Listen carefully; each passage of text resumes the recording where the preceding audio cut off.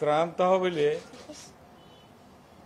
আমরা 27/8/24 থেকে 200 বিভিন্ন সংগঠনের পক্ষ থেকে 83,43,28,008 টাকা 53 আমরা গ্রহণ করেছি ইতিপূর্বে। মোট এটা অনেক সংগঠন দিয়েছে তাদের একদিনের বেতন, এই সমস্ত কারণে এই পয়সাগুলো এসছে। মোট 203টি চেক আমরা গ্রহণ করেছি। আজকে এখানে আমরা সমন্বয় পরিষদ কর্তৃক সংগৃহীত ত্রাণের অর্থ প্রদান করার জন্য তারা এখানে এসছে। আমি তাদেরকে স্বাগত জানাচ্ছি।